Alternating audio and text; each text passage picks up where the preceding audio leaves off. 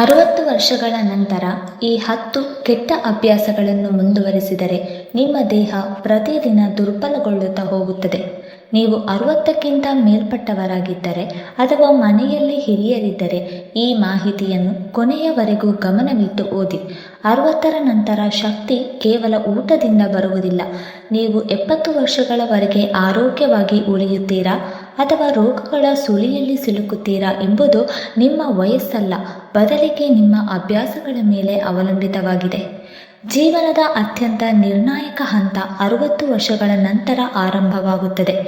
ದೇಹದ ಕೋಶಗಳು ನಿಧಾನವಾಗಿ ಶಕ್ತಿ ಕಳೆದುಕೊಳ್ಳುತ್ತದೆ, ಸ್ನಾಯುಗಳು ದುರ್ಬಲಗೊಳ್ಳುತ್ತದೆ ಮತ್ತು ದೇಹ ವೇಗವಾಗಿ ಮುಪ್ಪು ಕಾಣುತ್ತದೆ. ಈ ಸಮಯದಲ್ಲಿ ಕೆಟ್ಟ ಅಭ್ಯಾಸಗಳು ಮುಂದುವರಿಸಿದರೆ ಮುಪ್ಪಿನ ಪ್ರಕ್ರಿಯೆಯನ್ನು ಇನ್ನಷ್ಟು ವೇಗಗೊಳಿಸುತ್ತದೆ. ಇದರಿಂದ ಕಾಲುಗಳಲ್ಲಿ ನೋವು, ನಿದ್ರೆಯ ಕೊರತೆ, ಕೀಲುಗಳಲ್ಲಿ ಬಿಗಿತ ಮತ್ತು ಮಾನಸಿಕ ದುರ್ಬಲತೆಯಂತಹ ಸಮಸ್ಯೆಗಳು ಆರಂಭವಾಗುತ್ತದೆ. ಆದ್ದರಿಂದ ದೇಹದ ಶಕ್ತಿಯನ್ನು ಕಡಿಮೆ ಮಾಡುವ ಈ 10 ಅಭ್ಯಾಸಗಳನ್ನು ತಕ್ಷಣ ಬಿಡುವುದು ಅಗತ್ಯ. ಮೊದಲನೆಯ ಅಭ್ಯಾಸ ಎಂದರೆ ತಡರಾತ್ರಿ ಜಾಗೃತವಾಗಿರುವುದು ಅಥವಾ ಸಾಕಷ್ಟು ನಿದ್ರೆ ಹಿಡಿದುಕೊಳ್ಳದಿರುವುದು. ವಯಸ್ಸು ಹೆಚ್ಚಾಗುತ್ತಿದ್ದಂತೆ ದೇಹದ ಗುಣಪಡಿಸುವ ಸಾಮರ್ಥ್ಯ ಕಡಿಮೆಯಾಗುತ್ತದೆ ಮತ್ತು ನಿದ್ರೆಯೇ ದೇಹದ ದುರಸ್ತಿಗೆ ಮುಖ್ಯ ಸಾಧನ. ಹಿರಿಯರು ತಡರಾತ್ರಿ ಟಿವಿ ನೋಡುವುದು, ಮೊಬೈಲ್ ಬಳಸುವುದು ಅಥವಾ ದೀರ್ಘಕಾಲ ಮಾತನಾಡುವುದರಿಂದ ಮೆಲಟೋನಿನ್ ಉತ್ಪಾದನೆ ಕಡಿಮೆಯಾಗಿ ರಕ್ತದೊತ್ತಡ, ಸಕ್ಕರೆ ಮಟ್ಟ ಅಸಮತೋಲನಗೊಳ್ಳುತ್ತದೆ. ಸ್ನಾಯುಗಳು ಸರಿಯಾಗಿ ಗುಣಪಡುವುದಿಲ್ಲ ಮತ್ತು ಹೆಚ್ಚು ಆಯಾಸ, ಸ್ಮರಣಶಕ್ತಿ ದುರ್ಬಲತೆ ಮತ್ತು ದಿನದುದ್ದಕ್ಕೂ ಸುಸ್ತು ಉಂಟಾಗುತ್ತದೆ. ಇದನ್ನು ಸರಿಪಡಿಸಲು ರಾತ್ರಿ 9ರಿಂದ 10 ಗಂಟೆಗಳ ನಡುವೆ ಮಲಗುವ ಅಭ್ಯಾಸ ಮಾಡಿಕೊಳ್ಳಿ. ಮಲಗುವ ಮೊದಲು ಮೊಬೈಲ್ ಮತ್ತು ಟಿವಿಯಿಂದ ದೂರವಿರಿ. ಎರಡನೆಯದಾಗಿ ಬೆಚ್ಚಗಿನ ಹಾಲು ಅಥವಾ ತುಳಸಿಯ ನೀರು ಕುಡಿಯಿರಿ. ಬೆಳಗ್ಗೆ ಎದ್ದ ತಕ್ಷಣ ನೀರು ಕುಡಿಯದೆ ಕೆಲಸ ಆರಂಭಿಸುವುದು 60ರ ನಂತರ ಡಿಹೈಡ್ರೇಷನ್ ಬೇಗನೆಯಾಗುತ್ತದೆ. ನೀರು ಕುಡಿಯದಿದ್ದರೆ ದೇಹದಲ್ಲಿ ಕೂಡಿಕೊಂಡ ವಿಷಕಾರಕಗಳು ಹೊರಹಾಕಲ್ಪಡದೆ ಮೂತ್ರಪಿಂಡ ಸಮಸ್ಯೆಗಳು, ಜೀರ್ಣಕ್ರಿಯೆ ದುರ್ಬಲತೆ, ಮಲಬದ್ಧತೆ, ಅನಿಲ, ರಕ್ತದೊತ್ತಡ ಹೆಚ್ಚುವಿಕೆ, ಹೃದಯದ ಮೇಲೆ ಒತ್ತಡ ಮತ್ತು ಚಯಾಪಚಯ ಕ್ರಿಯೆ ನಿಧಾನಗೊಳ್ಳುತ್ತದೆ. ಪರಿಹಾರವಾಗಿ ಬೆಳಗ್ಗೆ ಮೊದಲ ಕೆಲಸವೇ ತಾಮ್ರದ ಪಾತ್ರೆಯಲ್ಲಿ ಇಡಲಾದ ಬೆಚ್ಚಗಿನ ನೀರು ಕುಡಿಯುವುದು. ಬಯಸಿದರೆ ಸ್ವಲ್ಪ ನಿಂಬೆ ಮತ್ತು ಜೇನುತುಪ್ಪ ಸೇರಿಸಿ. ಇನ್ನು ಮೂರನೆಯದಾಗಿ ತ್ವರೆಯಲ್ಲಿ ಅಥವಾ ಆಹಾರವನ್ನು ಸರಿಯಾಗಿ ಅಗಿಯದೆ ತಿನ್ನುವುದು.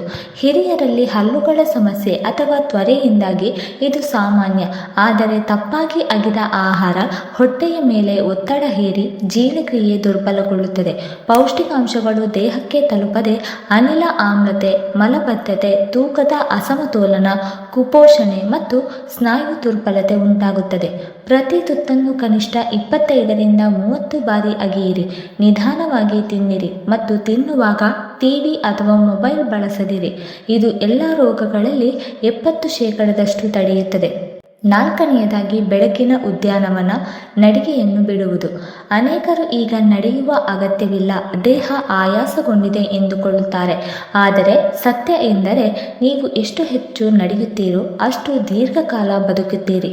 ನಡಿಗೆ ದೇಹದ ಪ್ರತಿ ನರಕ್ಕೆ ಆಮ್ಲಜನಕ ತಲುಪಿಸುತ್ತದೆ, ಕೀಲುಗಳಲ್ಲಿ ಹೊಂದಿಕೊಳ್ಳುವಿಕೆ ಉಳಿಸುತ್ತದೆ ಮತ್ತು ಮೂಳೆಗಳನ್ನು ಬಲಪಡಿಸುತ್ತದೆ.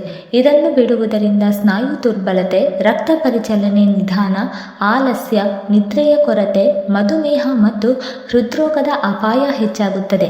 ಸೂರ್ಯೋದಯದ ನಂತರ 30ರಿಂದ 40 ನಿಮಿಷದ ಹಗುರ ನಡಿಗೆ ಮಾಡಿ.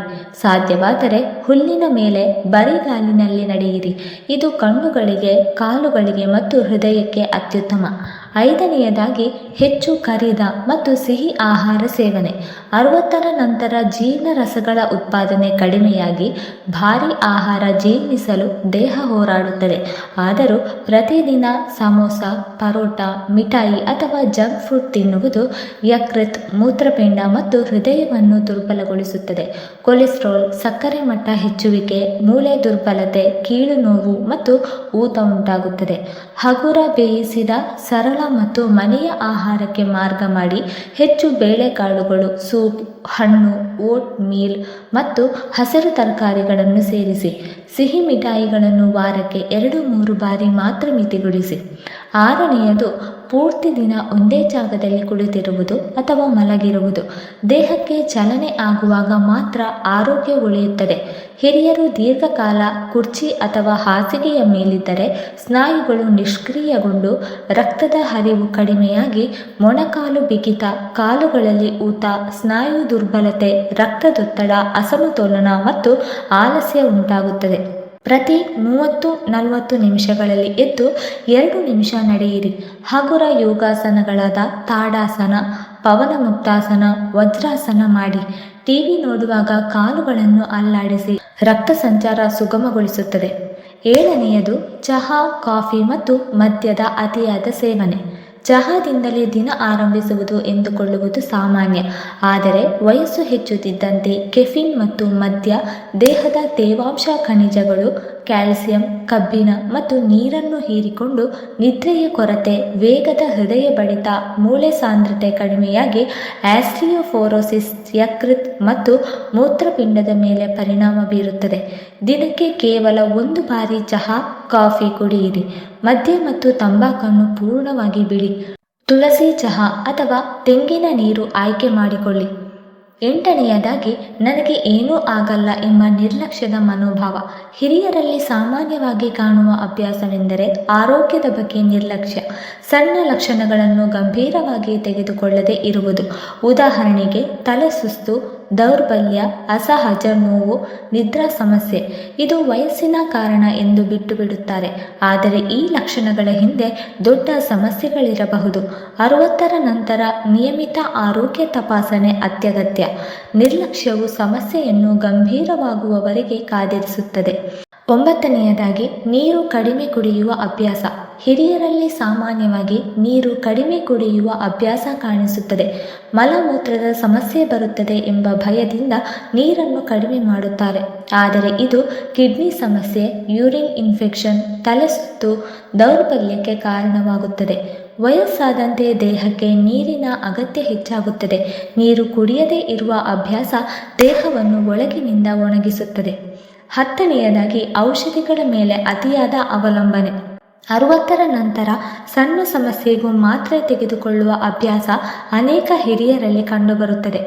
ಸ್ನೇಹಿತರು ತೆಗೆದುಕೊಳ್ಳುವ ಔಷಧಿ, ಹಳೆಯ ಪ್ರಿಸ್ಕ್ರಿಪ್ಷನ್, ಜಾಹೀರಾತುಗಳಲ್ಲಿ ಬಂದ ಮಾತ್ರೆಗಳು, ಇವುಗಳ ಮೇಲೆ ಅವಲಂಬನೆ ದೇಹವನ್ನು ಇನ್ನಷ್ಟು ದುರ್ಬಲಗೊಳಿಸುತ್ತದೆ.